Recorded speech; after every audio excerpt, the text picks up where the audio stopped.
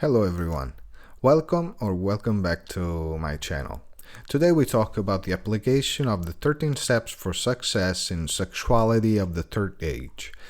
Even for elderly as for the different, there is a social problem made up of misconceptions and limitation for this category of people. Even with them, there is a marginalization through a mixture of selfishness, but at your age, you still think about these things instead of resting. And fear, what if something happens during a sexual intercourse or if she meets dangerous people? Always unfounded, among other things, because there's nothing to be afraid of. Just try to listen to understand their needs and their points of view. Pope Francis said, a society is truly welcoming towards life when it recognizes that it is precious even in old age, in disability, in serious illness, and even when it's dying out. Third age is often considered a decadent phase of life and unfortunately very often a burden on society.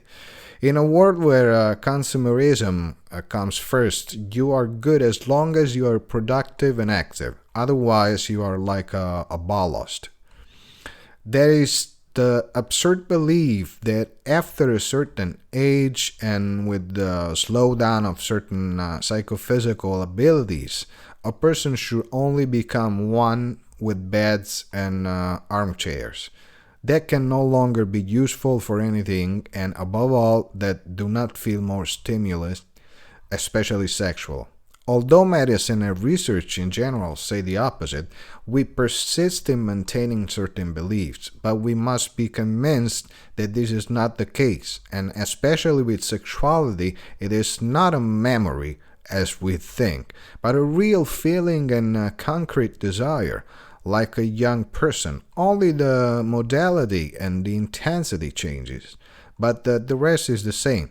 Camillus Barbatos said, in life, as on the tram, when you sit down, you are at the end of the line.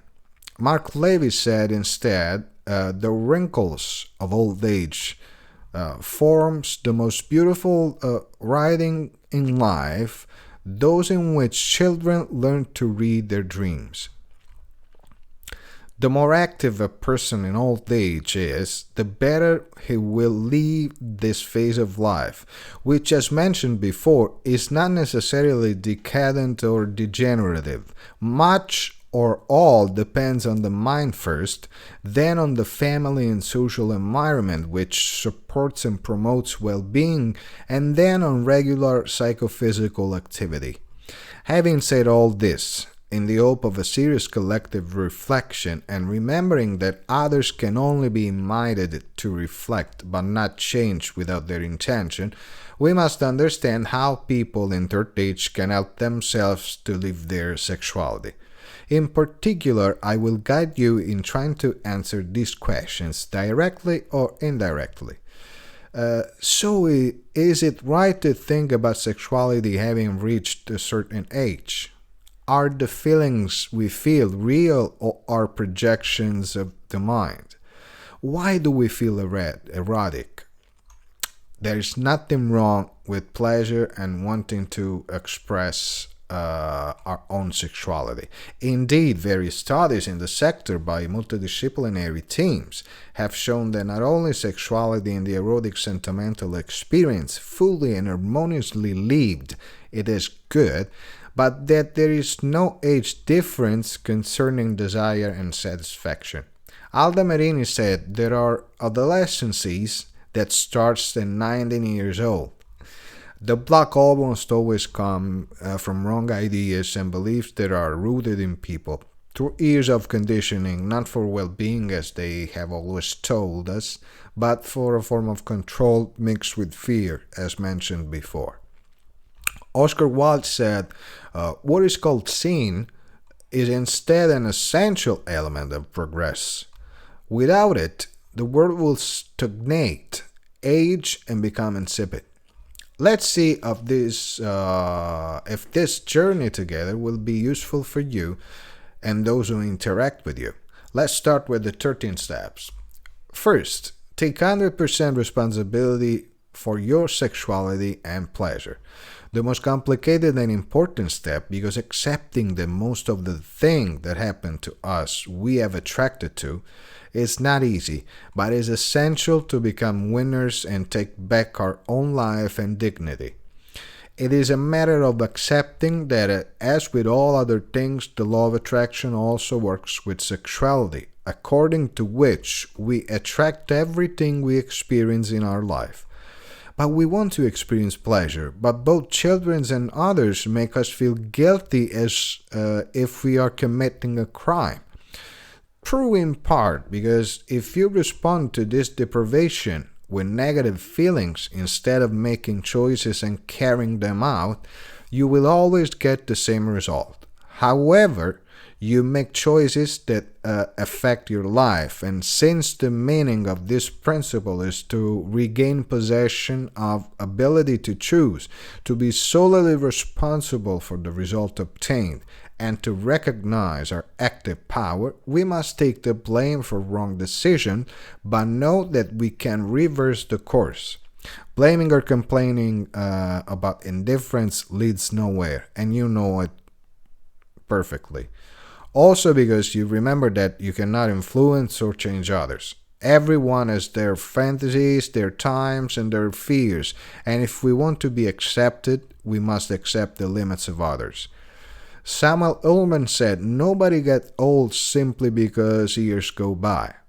We grow old when we betray our ideals. Years can cause wrinkles in the skin, but giving up enthusiasm fills the soul with wrinkles." By working on ourselves, we can better understand, even if there is some attitude that is wrong, and fix it. However, it will benefit us and make us feel better. A Chinese proverb says that every path starts from the first step. So compare what you want with what you get, and if things don't fit together, try changing your way of doing, thinking about it. Albert Einstein said the significant problems we face cannot be solved by the same level of thought that created them. When you feel the need to leave your sexuality, do it openly, without thinking about judgment. If you get yet another criticism, instead of getting irritated and replying badly by saying phrases like, "Just because I'm older in age means that I don't have the right to enjoy a pleasant moment," explain that the human being, regardless of the age, experiences the same drives, emotions, and needs to satisfy them in order to feel alive and in harmony with the rest of the species. Age does not lead to decrease in the desire for contact with another body. All human begins until the end. All human beings until the end feel the need to feel happy. You could quote Jane Fonda, who said, "It's never too late. It's never too late to start over. It's never too late to be happy." If they then respond with the sentences, but you are a mature person, and is she a person could be your granddaughter. Explain that there is no real age of meeting, but that emotional sexual transport has no condition or pattern. Otherwise, it is a problem of the person who does not know how to experience sensations without labeling or judging them. Madeline Swedish Knight said, "If youth is the most beautiful flower, old age is the most delicious fruit." Second step, be clear why you're instinctual. We must understand that our purpose in life is to live our humanity in its totality. The boost, that desire, that drive that we feel represent the desire to manifest our highest expression, pure and unconditional love, through the typical instrument of human expression, the body, in the typical way of human expression, the sexuality. The mature person, like the young person, experiences these impulses, but experiences them badly or even repress them because it gives power to ideas and beliefs of worse, fears of judgment of others. Feeling guilty for something extremely natural and psychophysical. She starts to believe too that at his age is only fear of getting old and desire to feel young again. This is absolutely not the case because, as mentioned before, they are real and natural sensations and desires and therefore satisfiable. Charles Baudelaire said, "You are never too old as long as you want to seduce, and above all, as long as you want to be seduced." From an interview with the great Sean Connery, who recently left us, to remember and imitate his irony, the interviewer said, "People say that a 60 years old bald man is very sexy." And he replied, "I don't know. I've never slept with a bald 60 years old." Great Sean Connery. Third step, decide what you want. What do you really want? What do you really like? What would make you feel satisfied? It is necessary to indicate in details what exactly you would like to manifest in your sexual life. Many third-aged people have difficulties in formulating ideas about their sexuality and their erotic pleasure, and this doesn't move anything. They often find themselves facing various sentimental turbulences at the same time that they had never experienced, or at least not together. The erotic drive as when they were 20, but deeper and also often more risky and imaginative. The desire for sweetness, tenderness, very similar to infatuation, but nourished and linked to physical contact. The embarrassment and the sense of guilt for certain sensation on one side, and the impossibility with no unwillingness to give them up on the other side.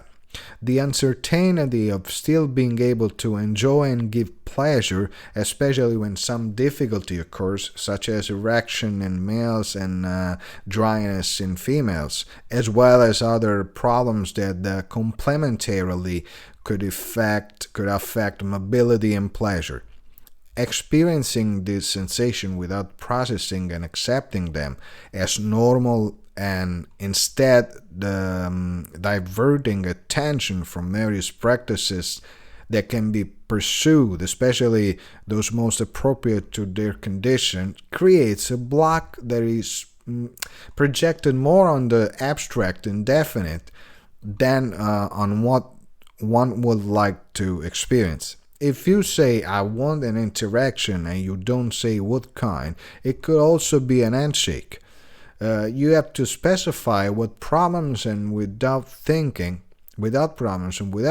about the things you may not be able to do or how indecent they are. You know well from your experience that life must be lived differently from how we were raised, especially with sexuality. Virginia Woolf said, "The older you get, the more you love indecency." Francois La Rochefoucauld said, "Old people love to give good advice, to console themselves for not being able to give bad examples anymore." William Somerset Maugham said, "In the old age you repent mostly of sins you have not committed." Fourth step, unleash the power of definition of pleasure. This is about detailing all sorts of things you would like to experience with sexuality. It is necessary not only to be clear about what, but also to plan the moment of realization and the quantity.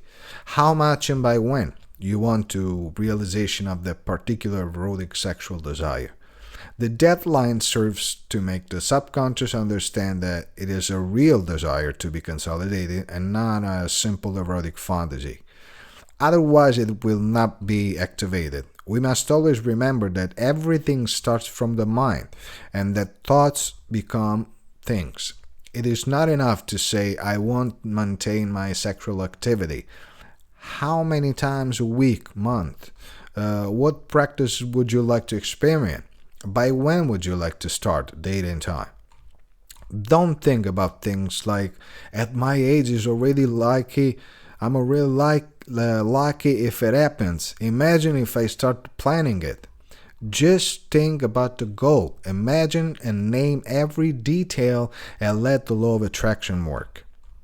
John Barrymore said, a man is old only when the regrets in him overcome his dreams. Harry David Thoreau said, no one is as old as those who have survived the enthusiasm. George Burns said, you cannot avoid aging, but you don't have to necessarily get old. Jean Rostand, a man is not old as long as she is looking for something. Fifth step, believe it is possible and believe in yourself. If you don't believe you're able to handle certain situation because you're embarrassed by the thought of having certain fantasies, or if you think that their fulfillment is not possible, they will not manifest. For every desire you wish to experiment, you must always have the absolute and full conviction that is doable and realistic, but above all, that you are perfectly capable of making it happen and managing it. It's not a matter of age, but a mentality. You have to convince yourself that the sensations are there, but that you can try them differently, without comparing yourself with young people. Also because your imaginative and sensory capacity is not very different from theirs, at the most the physical part, and not always. So think and live your way, as Sinatra will have said. Frank Kafka said, youth is happy because it has the ability to see beauty. Anyone who can maintain the ability to see beauty will never get old. Hugo Oyote said, whoever accumulates books accumulates desire. And those who have many desires are very young, even at 80 years old. Sixth step, use affirmation, ideal scenes, vision boards, and visualization. You must always keep in mind that the subconscious producer materializer does not have a negative language, and therefore does not understand if something causes pain or if we are saying that we do not want it.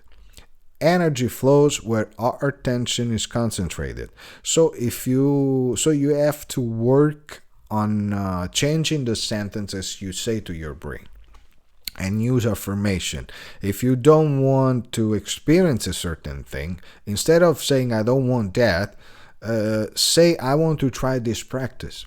The subconscious then works through images, and if you vividly imagine scenes related to the realization of that desire, and to facilitate yourself you use blackboards, slides with representation of that desire, the subconscious will be activated to make it come true. Remember that mind does not recognize the difference between an action actually performed from a vividly imagined one. So let's learn to use rejoicing, this great property of the mind, in our favor, and let's reprogram ourselves, focusing only on what we want to achieve, almost like wanting to go back in time, but with today's awareness. Mark Twain said, life would be infinitely happier if we were born at 80 and gradually approached 18. Seventh step, turbocharge them with your feelings. The vehicle for giving a boost to our thoughts, desire, are feelings. They create the magic that will lead to realization. Every thought provokes feelings in us, which will convey the energy of thoughts and creates the condition for making our subconscious operational. What you need to do is focus on positive feelings. Welcome, process, and redirect the negatives, but focus attention only on the positives. Grigory Viero said, I love my old age as my first spelling in the calligraphy notebook. as if I were now beginning to know the uncertain writing of life. Eighth step, create a vibrational match for what you want. This is the funniest part where you allow yourself to be childish. Just like children when they see a new toy, you have to get excited, cheer, laugh, even if it seems stupid, because that creates the vibration that will project itself into the universe and will give you back in parallel the corresponding desire fulfilled or the ideas for do it. Through meditation and visualization, you have to imagine yourself in the situation linked to the erotic desire, fantasy, as already realized, and rejoice for the joy of having experienced it. You have to get excited, be moved with joy, and say, "Whoa, I don't believe it really happened. And I liked it even more than I was young. I can't wait to do it again." You have to feel it as real inside. Jules Renault said, "Old age begins when you are sure you have never felt so young." Take action, ninth step. This is the most important part to see the fulfillment of your wishes. If you think without acting, nothing will happen. You don't have to let fear holding you back, but acting according to the inspiration of the moment. When the opportunity comes, the right person, and you feel the erotic nudge, the adrenaline, and the desire to raise, go, act. Do not postpone to the next train or create thoughts to support limiting beliefs and fears. Leave the moments, because that is what your intuition is suggesting. You shouldn't get into dangerous situations with girls, boys who want to take advantage, as we often see on TV too. But neither should panic and avoid enjoying the pleasant experience. Think of yourself only as a sexual creature, and focus on your resources instead of your shortcomings, so that you can focus on perceptions and have fun. You must be like an archaeologist who identifies a site to study and begins excavating to find out what will come of it and what revelation might be hiding behind the finds. However, you must complete the excavation if you want to fully enjoy the treasures. A site left halfway will not produce new knowledge. To stay pleasantly on the subject, I quote you Ralph Waldo Emerson, who said, "The best partner for any woman is an archaeologist. The older she gets, the more he finds her interesting." 10th step, ask, and reject rejection. Here begins a critical part, because preconception, fears, prejudices, doubts, come into play even more. It is difficult to realize a fantasy alone, if not with self-erotism. Whether it's a sexual act, an erotic practice, a little pampering, or anything that involves other people, you don't have to be ashamed to ask. Even if it was just an hug or a kiss, you don't get it by not asking. When we want something from someone, the only way to get it is to ask for it. Because regardless of the answer, the other person does not read our minds. There is often the fear of rejection, which is one of the main reasons that makes you avoiding asking, hoping that the other person can guess and offer to be with us. But a no is not a personal attack. They are not despising or discriminating. It is only an answer and should be taken as such. You made a request, the answer was no, and you ask others and others until you get a yes, and a yes will come. I'm ashamed to have to ask for certain things. Who knows what the other will think and how he will refuse me in disgust. Remember two things. The first is that there is free will and that is not personal, but only a divergency. Second, and more important, is that many people who will also like to propose themselves do not do it for the same reason as you. The judgment of others, your judgment, the fear of being considered perverse, etc. By being you asking for, these obstacles are avoided, regardless of the answer.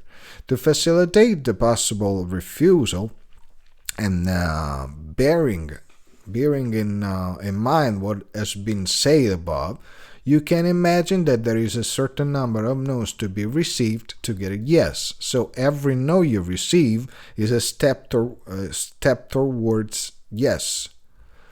Don't focus on that part of society that has to be a moralist, bigot. That's their role. Think rather of the other part of society that feels a strong attraction for more mature people and would be happy to have the opportunity to experiment, but which does not throw itself out for fear of judgment, as mentioned before. Everything is perspective. Jacques Cousteau said, one can be born old as one can die young. 11th step, ask, welcome, and respond to feedback. It is important to ask for feedback to understand how well your thoughts, perceptions, and reality correspond. You are often convinced that the other person thinks certain things, but reality is completely different. Or when you are convinced that you're no longer attractive and that it's impossible for you to be appreciated. Feedback makes us discover, even in sexuality, how far or close to the reality our things or perception are, and therefore gives us the opportunity to recognize ourselves. However, we must keep in mind three rules. To receive it, you must ask for it. It does not come automatically, especially if the condition mentioned above exists on the other side. Second, knowing how to filter them, because there are good ones who are constructive, recommend ways to improve certain things, and we must know how to welcome them without being offended when we don't like them. Remember, there is not a personal attack. And the wrong one, gifts by people who simply love to criticize and demolish others, but without giving advice, and those are not useful and must be discarded along with the person. Third rule, we must always thank those who give us feedback because they took the time to help us and pay attention to us. It is a way to show that he cares about making us feel good, and by telling us that there are things we can do. He involuntarily tells us that something is there. It is only necessary to know how to welcome, eliminating suppositions and accusation, but confronting with reality. Almost never guilty if you look at the joy. Albert Nolan said, "The day the child realizes that all adults are imperfect, he becomes a teenager. The day he forgives them, he becomes an adult. The day that forgives himself, he becomes a wise man." 12 steps. Practice persistence with patience. Things don't always or hardly ever come to the first try. We must therefore learn to persevere in the realization of our desires. If we stopped at every obstacle, we will never accomplish anything. In addition, by practicing persistence, we learn to enjoy every stage of our journey and appreciate every nuance, and without realizing it, we will find ourselves having fulfilled our desire. Hurry is always a bad advisor and limits our view along the way. Patient perseverance opens our eyes and makes us see possibilities and opportunities that otherwise we will not even considered. Especially in sexuality, many situations and emotions come into play, which will influence the relationship of the moment. If you manage to maintain a welcoming attitude and see the opportunity of that moment, you may be surprised to find yourself experiencing something pleasant and that you had not even imagined. There is no age to learn to walk with love. Imagine if it could be by letting it walk alone. Love is protective. Jean Moreau said, "Age does not protect you from love, But love, up to a certain point, protects you from age. 13th step: have an attitude of gratitude. To have a positive attitude, move the energy of realization, activate the law of attraction, and vibrate in a universal frequency, you must learn gratitude. Having instinct is already the first things to be grateful for. Then there is the ability to fantasize, the people we know and with whom we can talk and experiment, the places where we can indulge ourselves with fantasy, etc. We often take certain things for granted or do not even think about them, but gratitude sets our memory of positivity back in motion by reminding us that there are beautiful things and positive things in our life, in our existence. Starting with being erotic. Older people should be grateful to be able to share and transmit their experience, even erotic, sexual, to other and at the same time continue to enjoying it in a different way than in previous years, but with the same enthusiasm. Ugo Ayotti said, knowing how to get old means knowing how to find a decent agreement between your old face and your young heart and brain. Toon Herman's grandfather used to say, try to do things a little slower and I'll go faster. Personally, I have had the funniest and most pleasurable sexual interaction with women even much older than me. I regret it? Absolutely not. Would I do it again? Absolutely yes. I felt an harmony with these people far superior to my peers and younger women.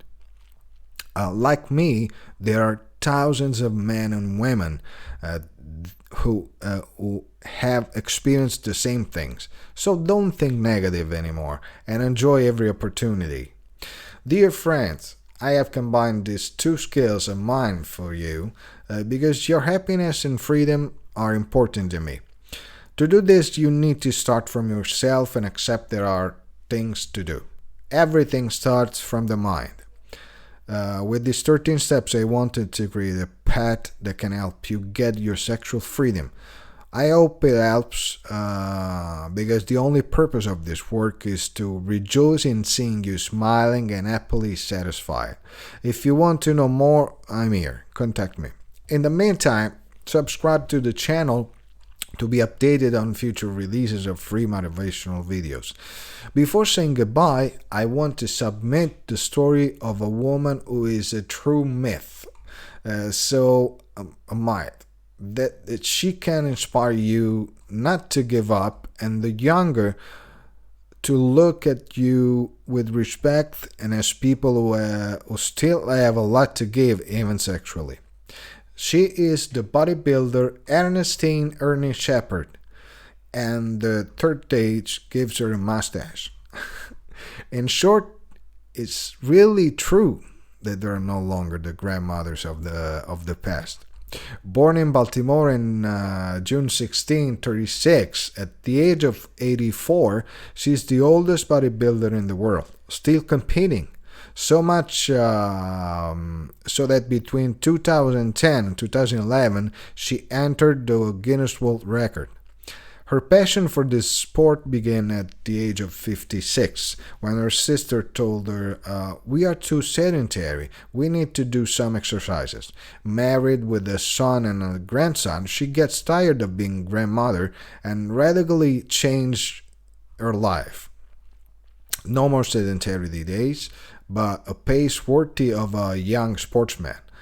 After the death of her sister, Ernestine falls prey to a strong depression until she tells herself in an interview she dreams of her sister. And she said to me, what are you doing? Get up and keep your promise. Even if with difficulty, she starts training again until she enters the history of Guinness. She shows off a status quo physique thanks to the rigorous training. Every morning she wakes up at 2:30 and runs 16 kilometers, followed by a training in the gym. Her diet is based on egg whites, chicken, nuts, vegetables, and a lot of water. She teaches classes for older students eager to do as she does and radically change their lives. In fact, she say to them, "Do like me, it works. Do I prove my 84 years old? Age is just a number." She has written a book in which she reveals all the secret for not getting old. Determined, dedicated, disciplined. Mother for young fitness athletes, the story of Ernestine Shepherd is a story to take as an example. She said, "Repeat this phrase every day. I can do it. I want to do it. I am doing it. Now get up and act." Fantastic, isn't she? If you look at the photos, she's even more so. Gorgeous. So, good age, everyone. And even if I don't like the word used very much, remember, especially the younger ones, what's said by Alphonse Karr. Not honoring old age is demolishing the house where you have to fall asleep in the evening. Bye and see you next.